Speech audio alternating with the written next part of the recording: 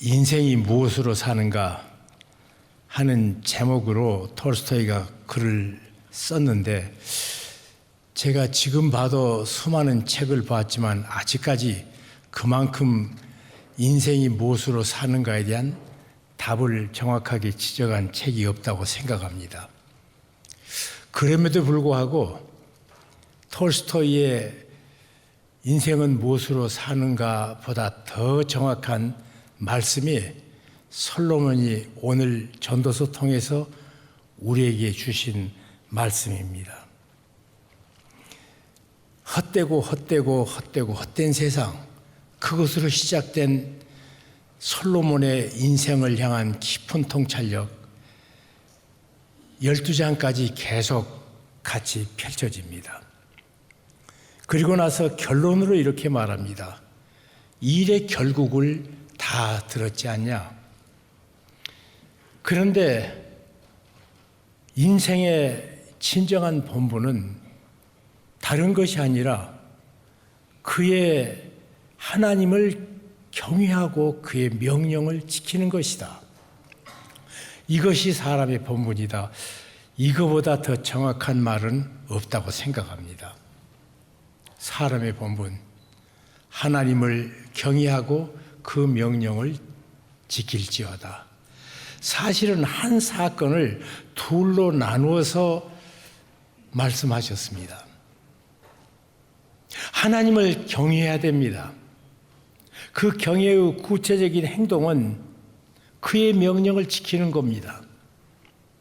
그의 명령을 지키는 것은 곧 하나님을 진심으로 경외하는 증표입니다.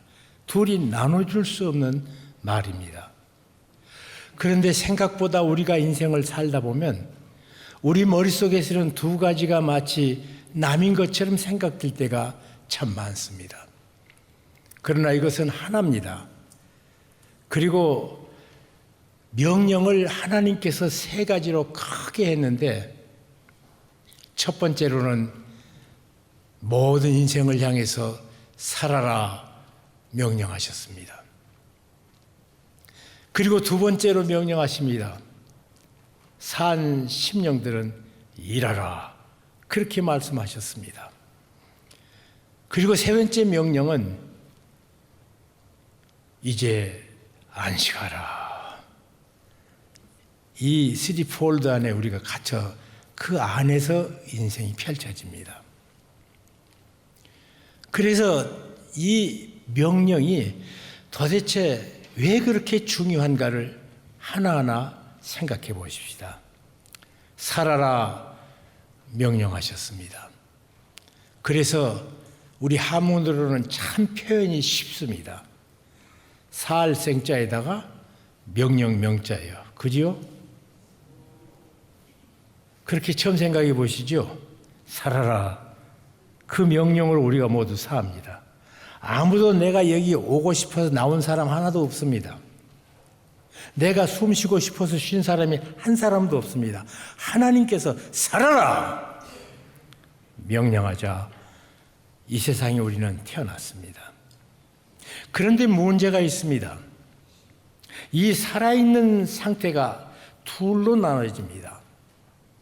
명령한 사람이 누군 줄 아는 사람에게는 생명이 진짜로 펼쳐지고, 그 명령자를 모르면 그냥 생존합니다. 안 죽어서 삽니다.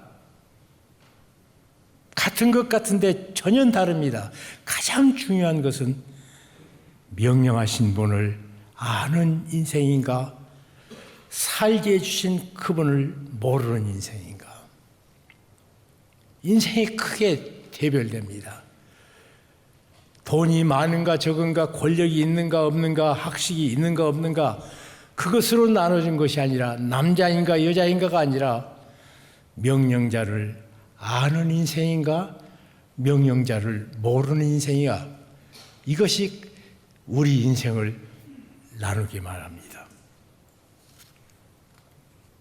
그래서 명령자를 모르면 그냥 아침에 눈 떠지니까 일어나 살고 저녁에 피곤하니까 눕는 것, 그것이 계속 평생 돌고 도는 것이 삶이라고 사람들은 착각합니다. 그래서 요한복음을 주께서 기록하면서 우리에게 이렇게 말씀해 주십니다. 오직 이 성경을 기록하면 너희로 예수께서 하나님의 아들 그리스도이심을 믿게 하려 하며, 그리스도이심을 믿게 하는 것 때문에 기록했습니다. 그리고 그 이름을 믿고 그 이름을 힘입어 생명을 얻게 하려 하심이니라. 성경 기록한 목적이 하나님께서 우리에게 진정한 생명을 주신 분이다. 그것을 알게 하십니다. 그것이 성경 기록한 목적입니다. 성경을 기록한 목적이 하나님께서 나로 하여금 이 세상에서 진정한 생명을 가지고 사는 인생 만들기 위해서 성경을 기록해 주셨다고 말합니다. 요한일서는 성경 기록의 목적을 조금 단축시켰습니다. 예수 믿는 사람 중심으로 말씀합니다.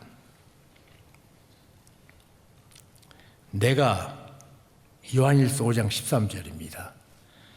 내가 하나님의 아들의 이름을 믿는 자에게, 하나님의 아들을 믿는 자에게요, 이것을 쓴 것은 너희로 하여금 너희 속에 영생이 있음을 알게 하려 함이니라. 하나님께서 말씀하신 생명은 그냥 우리가 살다가 찰나로 끝나는 것이 아니라 영생이, 하나님이 살았던 그 영생이 있음을 알기 위해서, 요한복음은 온 세상을 위해서 말씀을 주셨다면 요한일서는 예수 믿는 사람에게 뭐가 우리에게 가장 중요한가? 그러면서 하나님의 아들을 믿는 너희에게 이것을 쓴 것은 너희 속에 진정한 생명이 있음을 알게 하기 위해서. 그래서 내가 살아가면서 이 하나님의 말씀 없이 우리는 살아갈 수가 없습니다. 말씀을 보면서 하나님께서 우리에게 은혜를 주시고 우리의 삶을 어떻게 풍성하게 하시는가. 저는 1965년 7월 24일 날 예수님을 영접한 사람입니다. 그러면 그전에는 몰랐는가? 몰랐습니다. 우리 외할머니는 서서평 선교사님, 그분 공동체가 소방마저 쫓겨가는 어린 딸 하나 품에 안은 그분을 데려다가 키워서 전도자로 우리 외할머니가 시작해서 우리 가정의 신앙은 시작됐습니다. 우리 어머니는 그분이 세운 이일학교 출신입니다. 그래서 서서평 선교사 우리 가정의 신앙의 뿌리십니다. 그런데 그 서서평 선교사가 사위를 고를 적에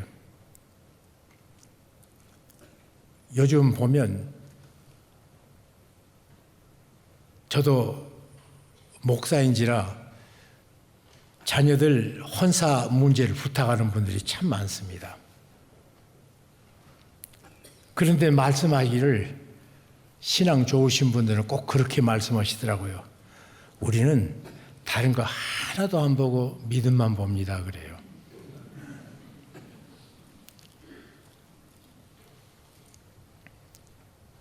그래서 소개를 하면요, 나중에 자세히 보면 믿음만 안 봐요.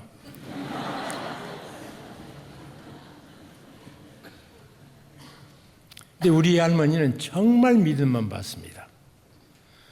우리 아버지는 12살에 소년 가장으로 아버지 여의고 어머니와 남동생 하나 여동생 하나 그렇게 그 어려운 시절에 살아오신 분이십니다. 그런데 한 가지, 우리 아버지는 남양 홍가 문중은 서양 학문 안 배운다고 학교를 안 보내고 서당 선생을 집에 모시고 공부를 시키다가 할아버지가 돌아가시니까 전 할아버지 모릅니다. 학력이 없습니다. 그런데 그가 14살 때 예수 그리스도를 영접하고 교회에 얼마나 열심히 다녔든지 가서 자청해서 어린 나이에 새벽기도 종을 치셨다고 그래요. 그래갖고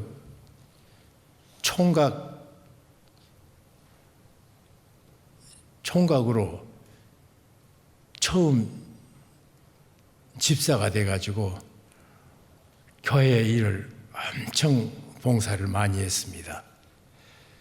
지금도 직장인 문제가 어렵지만 그때야말로 직장이란 것 자체가 없었습니다.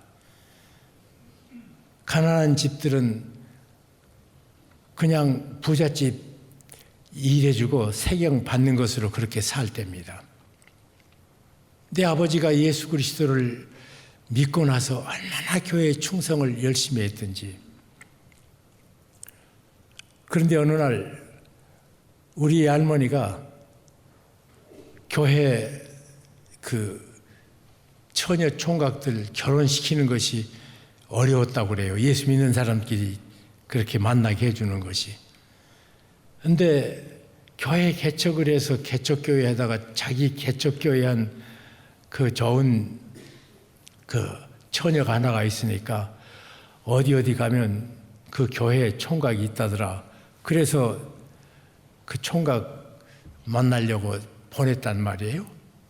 거기 가서 이제 여관이 없으니까 남편 없는 과부인 우리 할머니 방 하나를 같이 치워서 같이 저녁에 잠을 잤어요. 주일날 아침입니다. 같이 추수를 다 마치고 들어간 다음 일했던 젊은 청년들이 우리 아버지 있는 곳에 와갖고 큰 소리로 아명을 부르면서 야, 지금 그 이부잣집 그 집 가서 오늘 세경 준다는데 가서 받으러 가자 그러니까 아버지가 일어나서 오늘 하나님께 예배하는 날이다. 갈 수 없다. 니네들 갔다 와라.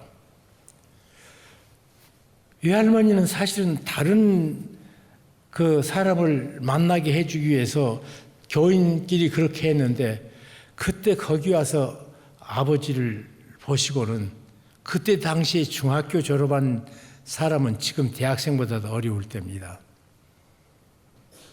그 어려운 집에 학력도 없는 그냥 목숨 걸고 열심히 해서 겨우 풀칠하는 그 집에 시집을 보냈습니다. 어머니가 얼마나 많이 울었는지 모른답니다. 정말 우리 할머니는 믿음만 보셨어요. 그래서 우리 고모님들이 그렇게 얘기합니다. 도대체 그때 니네 외할머니가 뭘 보고 그 가난하고 힘든 집에 그것도 홀 시어머니 그리고 또 시도의 시동생 다 있는 집에 보낸다는 건 상상할 수 없었는데 뭘 보고 그랬는지. 그런데 나중에 저희 아버지가요. 해방되자마자 사업을 시작해서 5년 만에 한 군에서 제1등 부자가 됐습니다.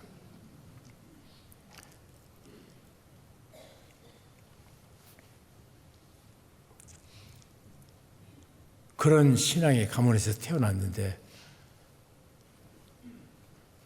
아침마다 일어나서 지난밤에 보아사 잠잘자게 했으니 그 노래로 아침에 일어나거든요.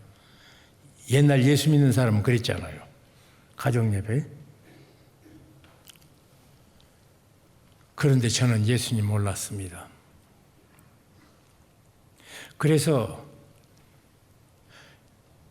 안 믿어지는 예수를 믿을 수가 없어서 안 믿어진 이유를 정확하게 더 정리하려고 철학과를 갔습니다.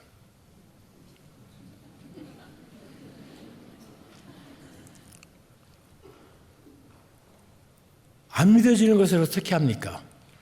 나중에 저의 은사이신 김중곤 목사님하고 단독으로 붙어갖고 싸웠습니다. 김중곤 목사님이 한참 설명하면 그래도 책은 조금 읽었기 때문에 다른 사람 멋진 이론을 갖다가 살짝 달아서 질문으로 던집니다. 또 대답은 또 거기다가 질문해야 됩니다. 나중에는 1시간 반 동안이나 하다가 안 되니까 홍구는 말이야, 자기 생각과 자기 사상으로 안 믿는 것이 아니라 남의 생각과 남의 사상으로 해서 안 믿어. 그래서 내가 그랬습니다. 그러면 목사님, 안 믿어지는 예수를 남의 생각과 남의 사상으로 믿으란 말입니까? 그러고 끝났습니다. 안 믿어져요.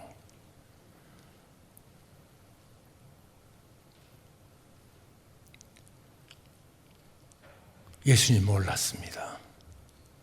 그때까지 내 인생은 한숨이었고 숨 쉬는 것이, 내가 산 것이 아니라 내 속에 근심, 걱정, 염려가 살았고 나는 부재했습니다. 그런 인생을 살았습니다. 두 번째입니다. 일하라 명령하셨습니다. 그것도 참 재밌습니다. 214자의 명령 명작 뭐죠? 사명이에요. 명령자를 알면 그 인생이 사명이고, 명령하신 분을 모르면 고역입니다. 인생은. 하나님 모르는 인생에게 삶이 고역이 아닌 사람은 하나도 없습니다. 더러 지금 83년 이 땅에 살면서 많은 부자도 만나봤고 최고 권력자도 만나봤고 여러 가지 모습의 인생을 학식이 많은 사람도 보았지만, 진정한 자기 인생에 있어서 삶의 목적을 아는 사람을 내가 별로 만나지 못했습니다. 그리고 이 일은 다 고역이더라고요. 내가 이재용 회장을 위해서 기도 많이 한 것은 젊은 사람이 어쩌다가 그렇게 부잣집에 태어나가지고, 아니 정말이에요. 그 얼굴 보세요. 얼마나 무거울까. 또 자기 인생뿐만 아니라 대한민국 전체의 경제까지 지고 있으니 그 무거운 짐 어떻게 해결하냔 말이에요.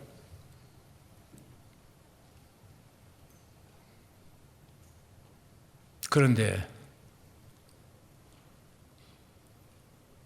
사명이 사명되기 위해서는 명령하신 자가 누구인 줄 알 때 사명이 되고, 내가 명령하신 분을 모를 때는 내 인생이 고역이고 무거운 짐입니다. 1965년 7월 24일 날 예수님 만났을 때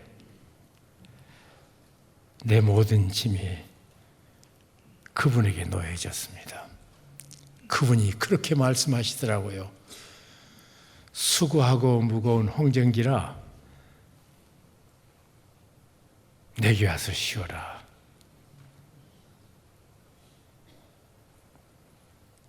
짐을 대신 맡아주는 사람. 이 세상에 살면서 내 무거운 짐을 맡아주는 사람은 아무도 없습니다. 딱 한 분이에요. 우리는 내 짐을 남에게 억지로 지어서라도 편하려고 들어요. 근데 나를 위해서 내 짐을 맡아주신 그분을 맡았을 적에 얼마나 인생이 가벼운지.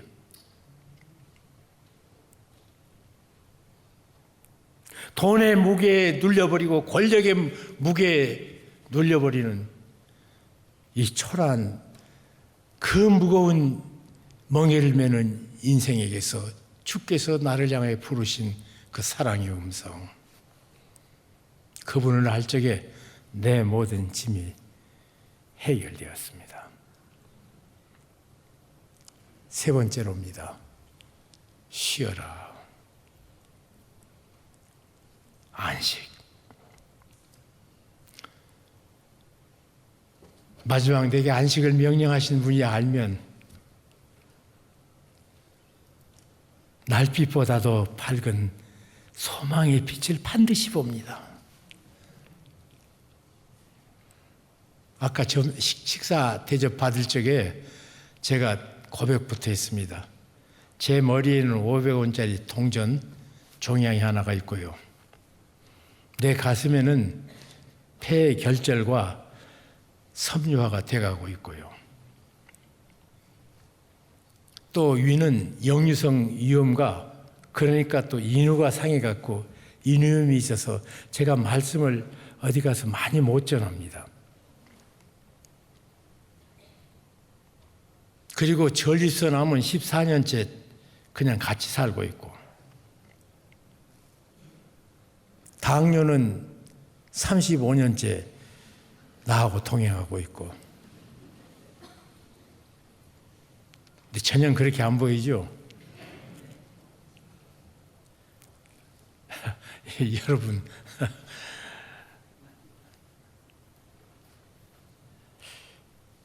주께서 내게 암 선고를 받을 때 초청장 보냈구나.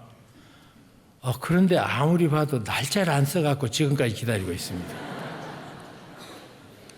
그래서 아침마다 일어나서 기도가 주님, 일용할 건강을 오늘 또 주시옵소서. 오늘 하루만 잘 살면 되잖아요. 내일은 또 내일 걱정하라고 그랬으니까. 그렇게 지금까지 이렇게 편하게 삽니다. 노역의 인생이 풀어지는 그 영광의 날을 바라볼 적에 남아있는 내 인생의 근심, 걱정, 염려마저도 완전히 해결되어주는 그 놀라운 축복의 날. 거기서 우리는 놀라운 내 앞에 펼쳐지는 영광을 바라볼 수 있을 겁니다. 여러분, 사람이 죽음을 두려워하는 가장 큰 이유는 뭔 줄 압니까? 죽음이 끝이 아니기 때문이에요. 죽음이 끝이면 인생 간단합니다. 그죠? 모든 사람이 죽음을 두려워하는 이유는 죽음이 끝이 아니라고요.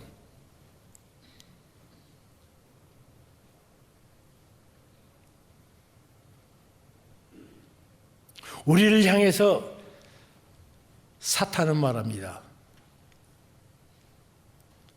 너는 죽는 존재다. 내 인생은 헛되다고 말합니다. 아닙니다. 나에게 말씀하신 그분, 또 나를 초청하신 그분, 그리고 나서 여러분이 마지막 절을 안 읽었습니다. 하나님 모든 행위와 모든 은밀한 일의 선악간을 심판하시리라.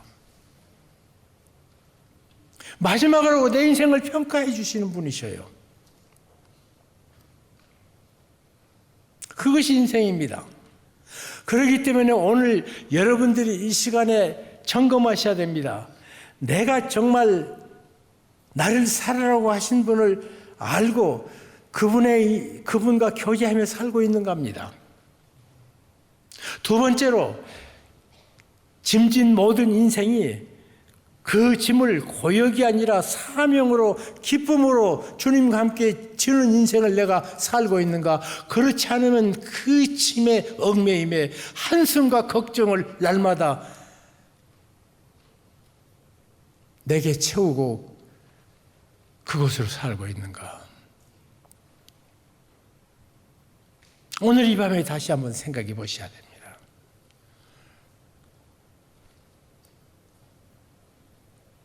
그리고 우리 앞에 죽음은 반드시 옵니다.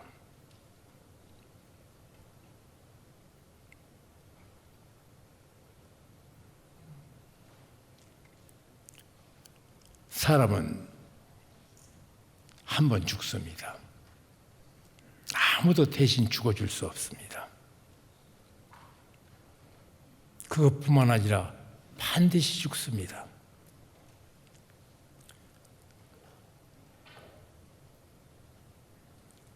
요한계시록 14장 13절은 자금 이후로 추 안에서 죽는 자들은 복되도다. 죽음마저 복된 인생을 누가 감히 저주할 수 있습니까? 그 영광의 목표, 우리가 세상 떠나면요, 주께서 그렇게 말씀하셨습니다. 내가 먼저 가서 너희를 위하여 처소를 예비하러 가노니, 가서 너희를 위하여 처소를 예비하면 너희를 나 있는 곳에 영접하리라. 우리는 갈 데가 있습니다. 참 서울 올라와서 살면서 5만 원짜리 전셋집에 살았거든요. 5만 원짜리 전셋집, 사글세가 아니라. 문화천 산동네에서 살아왔습니다.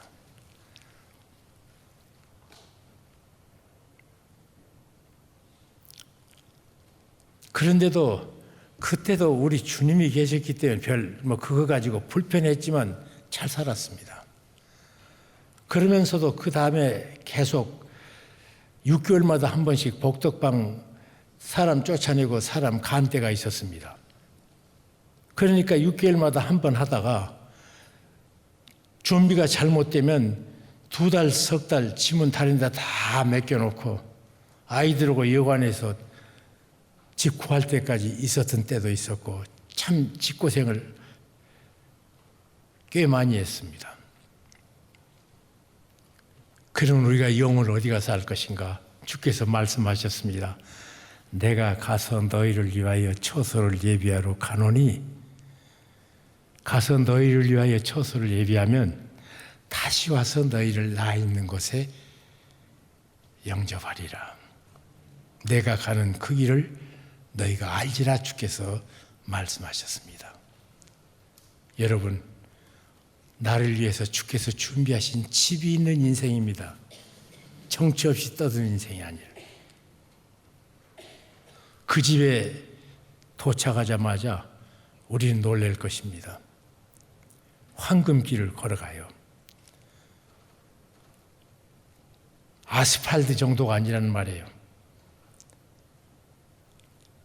어떤 유태인이 엄청나게 돈 많이 벌었습니다. 그랬더니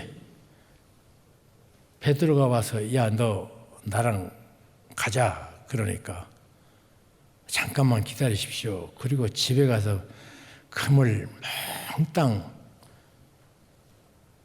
있는 대로 다 가지고 끙끙거리며 술에 싣고 뒤에 쫓아나오니까 그게 뭐냐 묻습니다. 예, 이 세상에 가장 귀한 금입니다. 그러니까 사도 베드로가 그러더래요. 야, 천국의 아스팔트를 왜 네가 가져가? 여러분, 우리 인생이 그런 인생이에요. 우리의 구원이 그런 구원입니다. 그것으로 끝나지 않습니다. 천국은 빛나는 보석집, 그보다 더 좋은 것은 사랑하는 사람들을 만납니다. 이 땅은 이별의 땅입니다. 하나하나 이별해요. 내 사랑하는 동생 하용조가 나보다 훨씬 먼저 갔습니다. 같은 신앙의 동지, 내 형님인 옥하늘 목사 또 가버렸어요. 12년 전에.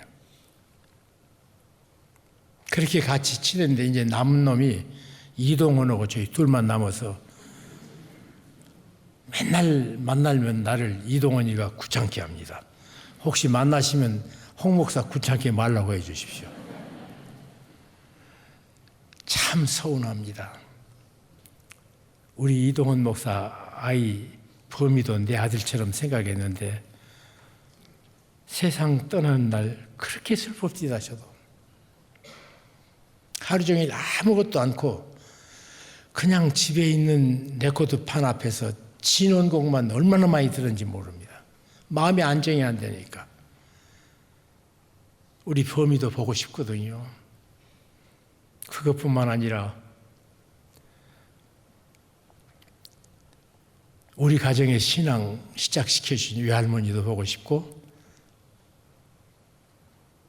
하루에 4시면 일어나셔서 3시간 동안 목사된 아들을 위해서 자동기계처럼 일어나 기도해 주신 아버지 어머님도 보고 싶고, 참 보고 싶은 분이 많습니다. 그런데 그날 본단 말이에요.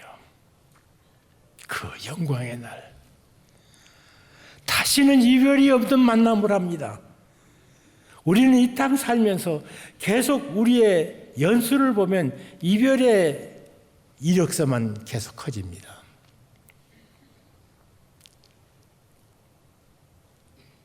그런데 우리는 그곳에서 만납니다. 다시 헤어짐이 없는 만남을 갖게 됩니다. 이것이 인생 끝나고 우리에게 주어지는 하나님의 축복입니다. 그런데 그보다 더 소중한 것은 나를 나보다 사랑하셔서 십자가에 못 박히신 우리 주 예수 그리스도를 만납니다.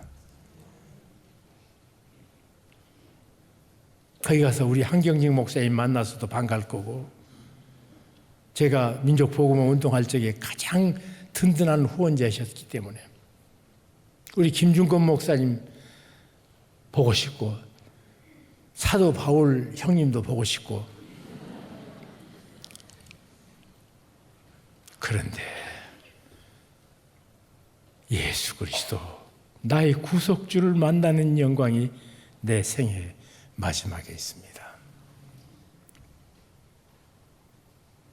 그리고 그것으로 끝나지 않습니다. 우리가 행한 모든 일, 숨겨졌던 일까지도 하나하나 헤아려서 하나님이 판단해 주신다. 제가 언젠가 너무 오해로 겹겹이 쌓여갔고요, 생애 가장 고통스러울 때가 있었습니다. 넉 달 동안 자는 것이 자는 것 같지 않고, 눕는 것이 눕는 것 같지 않고, 누워 있으면 마치 공중 부유하는 것처럼 몸이 공중에서 뛰노는 것 같고, 그런 절망의 깊은 고통. 아니, 그 사람이 나를 그렇게 오해하고 나를 그렇게 못되게 생각했어. 이가 갈리고 분한 그런 시간을 갖게 됐습니다. 그랬는데 그래도 목사인지라 넉 달 동안 아무것도 못하고 아침에 일어나서 세수하면 코피가 쭉 흐르고, 내가 어떨 때는 95kg까지 나갔는데 거기서는 63kg에서 67kg 이상 안 넘어가고, 그렇게 고통했대요. 깊은 절망 때. 로마서 12장 보니까 원수 갚는 것이 내게 있다 그러셔요. 하나님이 네가 그 사람 미워하고 그 사람 정죄하는 거 네 권세가 아니라 내 권세다. 원수 갚는 것이 내게 있다. 그리고 원수가 미우면 미운 것으로 끝내지 말고 사랑으로 이겨내라. 그리고 하나님께서 심판주 하나님이라고 그 모습을 제게 보여주는데 깜짝 놀랐습니다. 왜냐하면 그때까지 심판이라는 말은 싫었습니다. 왜 성경에 좋은 말이 많은데 은혜, 자비, 긍휼, 양선, 충성 할 것 없이 수많은 좋은 말이 있는데 그 말 중에 하필 심판이라는 말을 두어서, 아니 쪼매난 인생을 만들어가지고 말이야 기껏 그래 우리를 또 심판까지 해? 그리고 상을 준다 뺏는다? 그렇게 생각했던 내가 갑자기 심판주 하나님 그분의 어미로우섬에 펄떡 일어나서 만세 불렀습니다. 하나님 감사합니다. 하나님은 심판하셔야 됩니다. 어떨 때는 오해가 사실이 아닌데도 너무 합리적이어서 사실보다 더 합리적일 때 할 말이 없어지는 인생입니다. 그런데 하나님께서 심판주가 아니라면 진실하게 살면서 억울한 일 당한 사람은 영원히 저주받은 자게요. 거짓으로 이 사람도 이렇게 속여먹고 저 사람도 저렇게 고통을 주는 사람은, 그래서 호의호식한 사람은 모두 성공했게요. 사랑의 하나님은 심판하셔야 됩니다. 벌떡 일어났습니다.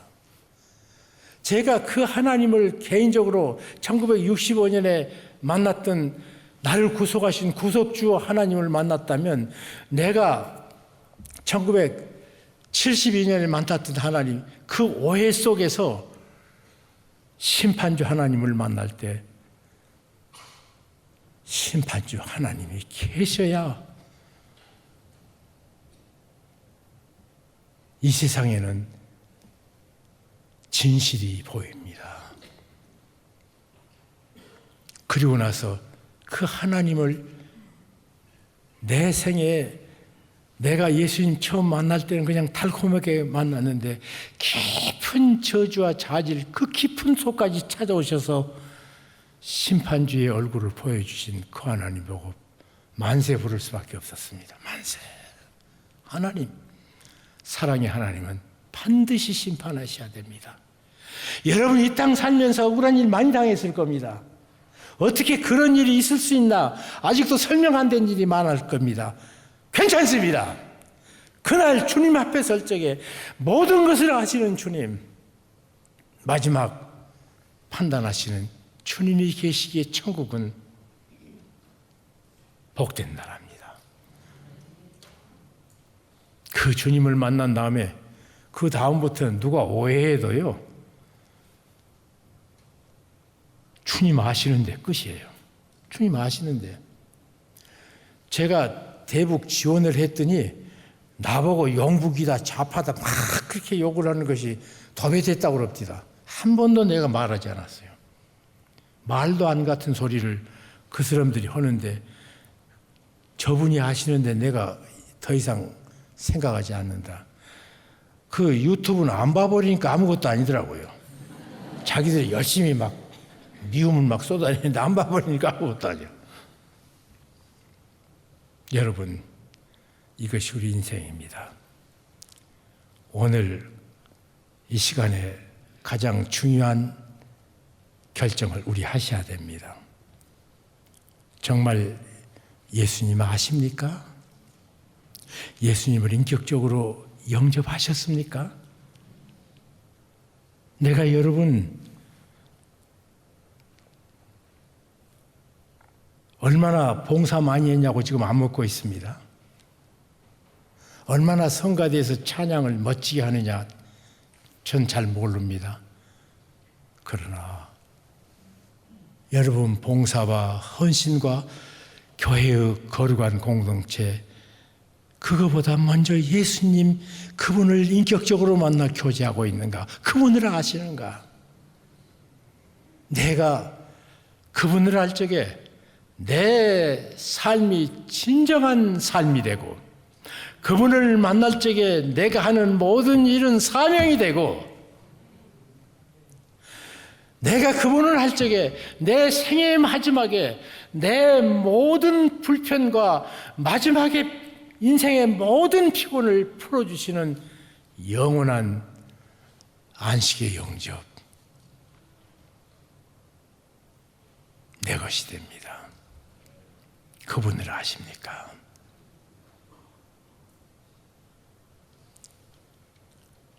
그분을 어떻게 만납니까?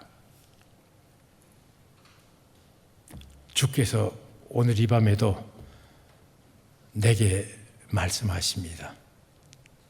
볼지어다 내가 문 밖에 서서 문을 두드리노니 누구든지 내 음성을 듣고 문을 열면 내가 그에게 들어가 그로 더불어 먹고 그는 나로 더불어 먹으리라.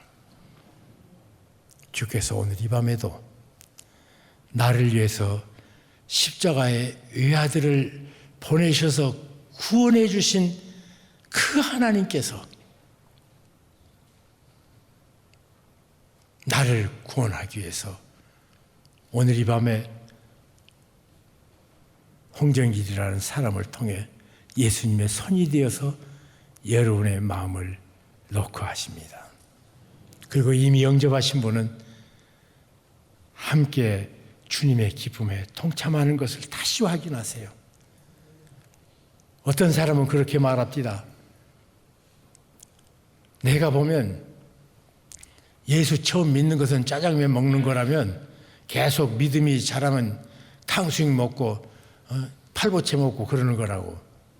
그런데 왜 짜장면만 먹고 있냐고 그렇게 설교하신 분도 봤고요.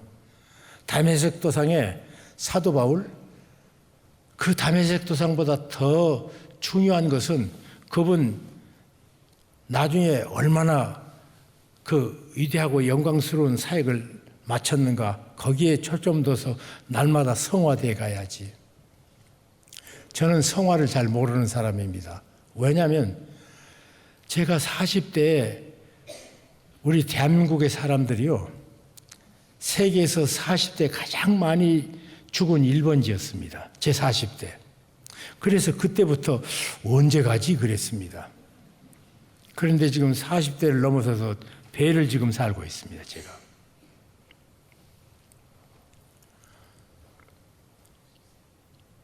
그러면 나는 이 나이쯤 되면 우리 한경직 목사님 같은 성자 반열에 내 인생이 사라질 줄 알았거든요.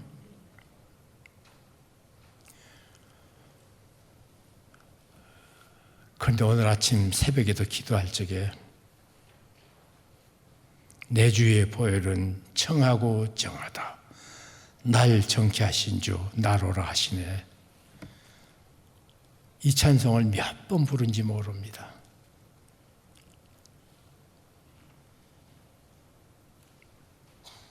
얼마나 째째한 더 철부지같이 되어가는 나. 이제는 실수까지 많이 해요, 나이가 들어서. 얼마나 마음도 옹졸해졌는지 성자가 못되고 이게 웬 꼴인가. 오늘 새벽에도 계속 기도하면서 하나님 언제 저 거룩을 가까이 가볼 수 있겠습니까? 그런데 성화를 강의한 사람 쳐놓고 내가 성화된 사람을 본 적이 아직 없습니다. 나만 그처럼 처음 만났던 것을 그렇게 감격해서 1965년 7월 24일 날 아프고 힘들면 기도하다가 그리로 갑니다. 그러면 그 60몇 년 전에 처음 주님 만났던 때가 얼마나 새로워지는지, 그 안에서 피곤과 새 힘을 다시 충전하는 충전소가 돼요. 나만 그런 줄 알았습니다. 사도 바울이 계속 다른 사람들과 토론하다가 율법주의자들과 논쟁하다가 나중에 가면 그분이 내가 말이야 너희들하고 똑같아서, 그런데 내가 나된 것은 다메섹 도상에서 그분을 만났단 말이야. 그 다음부터 서신서들이 그냥 벅차오르는 감동으로 사도 바울의 신앙에 부르짖음을 봅니다.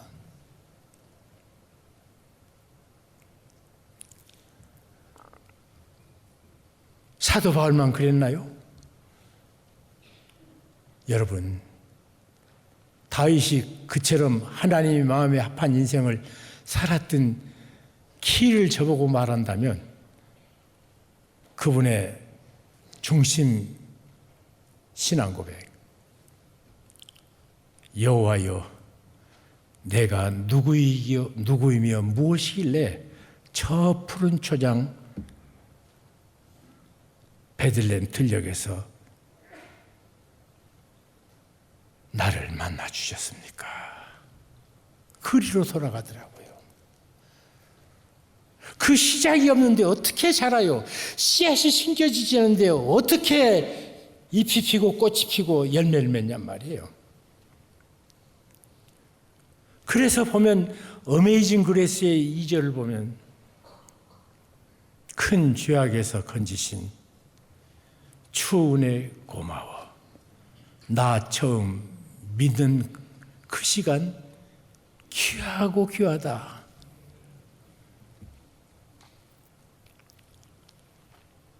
여러분 잊지 마세요. 내가 처음 믿었던 그 시간을 잊지 마세요. 거기서 다시 나를 거기까지 찾아오신 주님을 만나면 그것을 기억하면 다시 샘으로 벅차오르게 만드는 놀라운 찬양 내 것입니다. 나 처음 믿은 그 시간 귀하고 귀하다. 이것이 없으면 그 다음에는 이것이 확인 안 되면 계속 되돌이표해요. 그런데 거기서 가면 그냥 계속해서 반전이 됩니다. 그 처음 만났던 그 시간이 나로 하여금.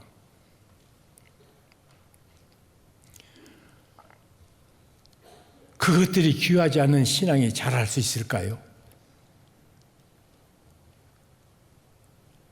그거 내가 하나님께서 나에게 행하셨던 일들을 기억하면 그때 하나님이 그 자리에 계신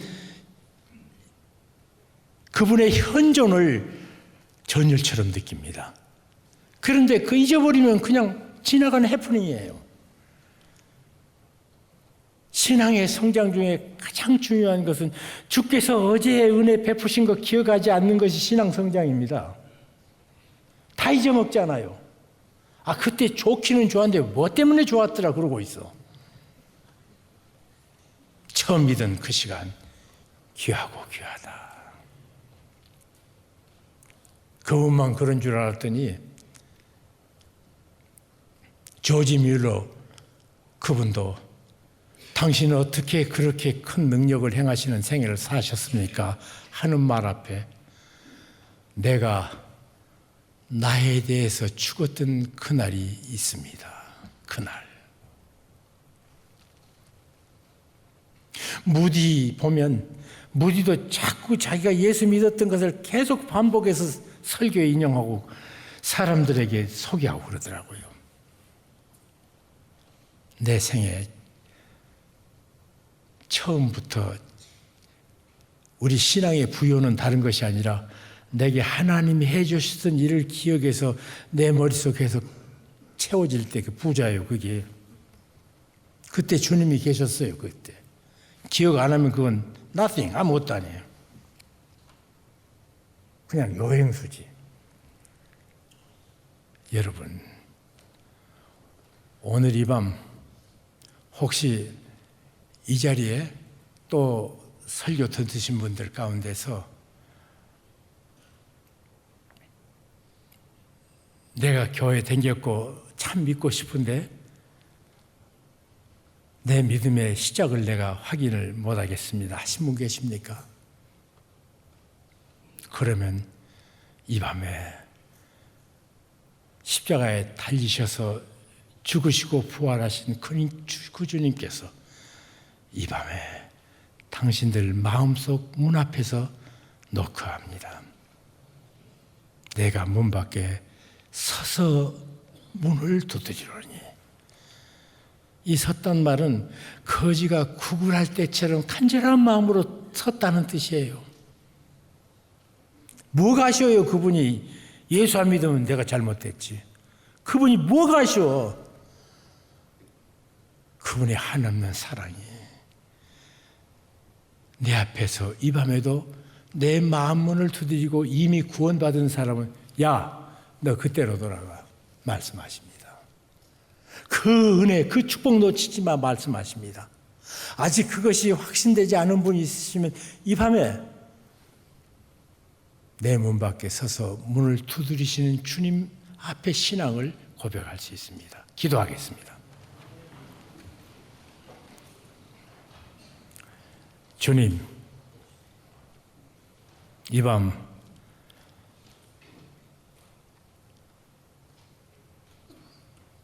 본분으로 하나님을 경외하고 그 명령을 지켜야 되는 인생으로 우리를 살게 해주신 것 감사합니다. 오늘 한 인생 본분을 정리하면서 가장 중요한 것, 살으라고 명령하신 그분을 내가 알고 숨쉬고 살고 있는지, 이 세상에 나를 일하라고 명령하셔서 그 일을 사명으로 바꿔주시며 내 모든 일을, 그 영광의 사명을 주님의 능력으로 행하는 모든 짐은 주께서 대신 맡아주시고 기쁨으로 사역케 하시는 그 주님, 조용히 오늘 다시 회복해서 만나 주님의 손을 붙잡는 시간이 되게 도와주옵소서. 그리고 이제 얼마 있으면 우리 다 주님 앞에 섭니다. 천국문 열릴 적에 그분을 알기에 일생이 너무 기쁘고 즐거운 인생, 심지어 사형수가 되어도, 심지어 순교의 고통 속에서도 내가 만날 주님 때문에 넉넉히 승리하며 이 땅의 천국을 스테반처럼 보여주는 그런 생애로 내가 주님을 만나는 영광을 사모하는지를, 그것이 내 최대 소망인 것을 확인하는 이런 놀라운 시간이 되게 도와주옵소서. 주님, 그중에 오늘 이 밤 특별히 주님, 내가 주님 참 믿기 원합니다. 주님, 주께서 내 안에 들어오신다니 내 마음을 엽니다. 나의 죄를 위하여 십자가의 대속의 죽음을 주신 주님, 피 묻은 손으로 내 마음문을 놓고 하는 주님, 내 마음문을 엽니다. 그 노크 앞에 감사하며 마음문을 여는 심령에게 은혜를 베풀어 주옵소서. 주님, 오늘 이 밤 내가 그 주님을 참으로 영접하기 원합니다. 내 생에 새로운 정기, 주님을 아는, 얼굴을 만나는, 그분과 교제하는 생생한 삶을, 생명의 삶을 사는 그 생애를 얻기를 원합니다. 이런 마음 있으신 분은 그 자리에 조용히 일어나 주시기 바랍니다. 기도하고 마치겠습니다. 조용히 스스로 주님의 임재의 감동을 온전히 내 것으로 붙잡기 위해서 일어나고 싶으신 분은 조용히 일어나십시오. 주께서 축복해 주실 겁니다. 은혜 베풀어 주실 것입니다. 여러분이 이 초청 앞에 처음으로 주님 순종합니다고 일어섰습니다. 그 조그마한 무릎 하나 켠 거지만 내 생애 전체를 지배합니다. 되돌이킬 수 없는 주님의 말에 순종해서 내 마음을 열었단 말이야. 사탄아 물러가라. 우리를 꼬이는 모든 조롱 앞에 믿음으로 대항하며 주님 앞에 첫 순종을 오늘 이 시간 이렇게 드리겠습니다. 기도합니다.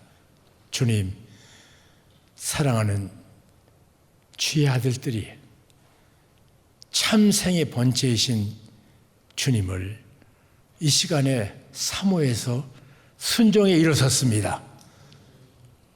마음을 열면 내 속에 들어오신다고 약속하신 주님, 내 인생에 들어오셔서 내 주인 되어 주옵소서. 기도를 따라해 주시기 바랍니다. 주 하나님 감사합니다. 나는 지금 내 마음을 열고 나의 구속주 예수 그리스도를 나의 인생에 초대합니다. 내 마음을 열었습니다. 내 안에 들어오시사 나의 주인 되어 주옵소서. 그리고 이후에 주 예수 그리스도 주님으로 섬기며 믿음으로 살게 축복하여 주옵소서. 예수님 이름으로 기도합나이다. 아멘. 예, 우리 모두 찬송가 나 같은 죄인 살리신, 나는 애우니까 몇 절인지를 몰라요. 몇 절이에요? Amazing Grace. 예? 몇 절? 305장. 예, 305장이랍니다. 하나하나를 생각해 보십시다.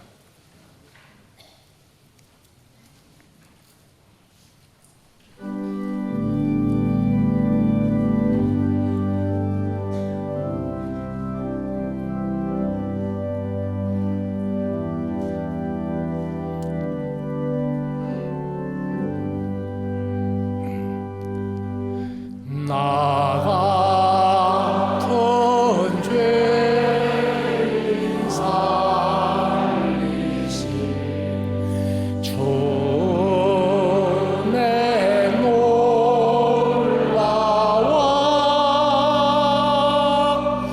잃었던 생명 찾았고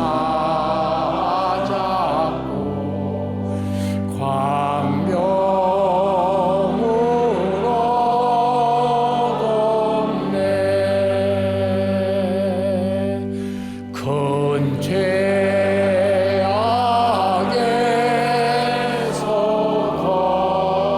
건지신 주 내 노마워. 나 처음 믿는 그 시간 귀하고 귀하다. 나 처음 믿는 그 시간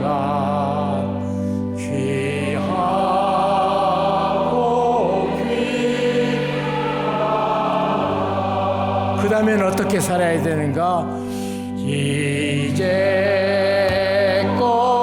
내가 산 것도 주님의 은혜라. 또 나를 장차 본향에 인도해 주시니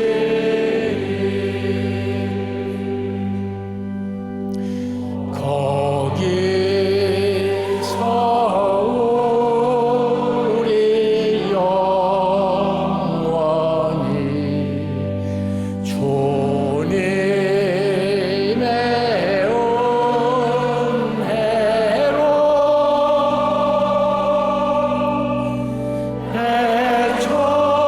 해처럼 밝게 살면서 아멘.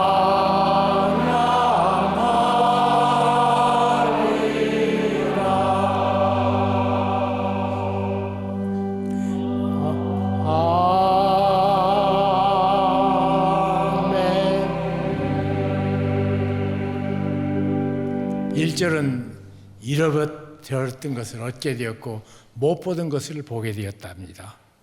2절은 그 처음 믿은 그 시간 기억한다. 감사의 생애입니다. 기억하는 것이 감사합니다. remember라는 말하고 히브리 말은 기억한다는 말이 같은 단어입니다. 사실은 기억하는 것이 감사지요. 기억하지 않는 것이 배은 망덕이죠. 우리는 신앙생활하면서 한없이 잊어버리고 배은 망덕하고 삽니다. 배은 망덕하지 않고 감사하기 시작하면 내 생애가 얼마나 풍성해지는지요. 감사할 걸 찾으세요. 하루 기도해도 하나님 이렇게 큰 은혜를 내게 주실 수 있습니까? 울음이 터지는 감격을 만날 수도 있습니다. 세 번째로는 어떻게 앞으로 살아야 할까? 한숨이 쉬어지면 이제껏 산 것이 내 힘이냐 그래요, 주님은. 이제껏 내가 산 것도 뭐라고요? 주님의 은혜. 그러면 그 주님이 계시잖아요. 또 본향 갈 때까지 그분이 인도하시리. 믿습니까? 날마다 이걸 붙잡고 사세요. 그리고 마지막 절은 저는 눈물이 나요. 보고 싶은 사람이 너무 많아서. 거기서 우리 영혼이에요. 거기서 우리 영혼이 이제는 안 헤어진단 말이에요. 이것이 우리의 마지막입니다. 이거 없는 사람은 절망해야 됩니다. 거기서 우리 영혼이 자격 없는데 어떻게 샀냐고요? 아니야. 주님의 은혜로야 거기서도. 이 땅에 예수 믿을 때부터 거기까지 거기서 사는 것도 주님의 은혜예요. 어떻게 산다고요? 해처럼 밖에 살면서. 그런데 제가 예수님 만날 때 해보다 더 빛난 빛으로 만났습니다. 나는 날빛보다 더 밝은 천당이라는 것을 실제로 보았다고 늘 생각하고 삽니다. 여러분, 한번 다시 불러야겠죠? 다시 생각하면서 하십시다. 내가 잃었던 내가 찾은 바 되었고 내가 과거에 못 보던 것을 보는 새 인생을 살게 되었어요. 예수 안에서. 그런데 그 제일 중요한 것이 처음 만났던 때예요. 그거 놓치면 안 돼요. 80이 넘은 사도 요한이 요한복음 1장 보면 자기가 제일 처음 예수님 만났던 그때를 90이 훨씬 넘어가서 회상하면서 그때가 제 10시쯤 되었더라 그렇게 말하고 있어요. 그 오랜 시간 살아놓고 처음 만났던 그날의 그 해가 어느 정도로 됐는지도 기록되어 있어요. 제 10시쯤 되었더라.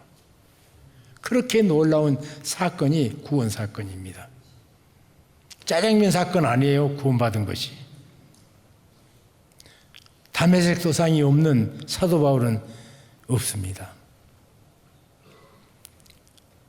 다시 한번 찬송하고 끝내겠습니다. 자, 눈 감고 찬송하십시다. 나 같은 죄 살리신 주님의 놀라워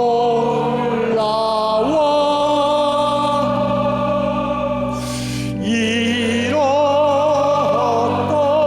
생명 찾았고 광명을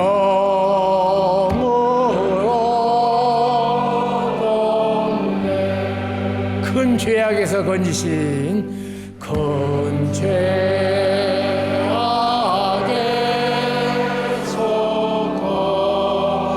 건지신 주님의 은혜로 주님의 은혜와 나 처음 믿은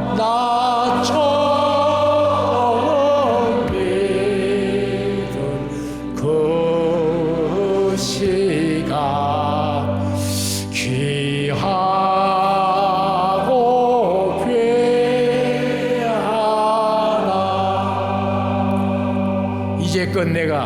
이제껏 내가 산 것도 주님의 은혜라. 주님의 은혜라. 또 나를 장차 보장해. 또 나를 장차 본향에 인도해 주시. 거기서 우리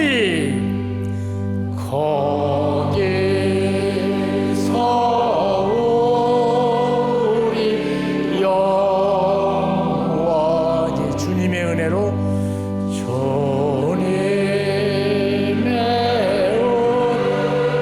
해처럼 밝게 살면서 해처럼 밝게 살면서 주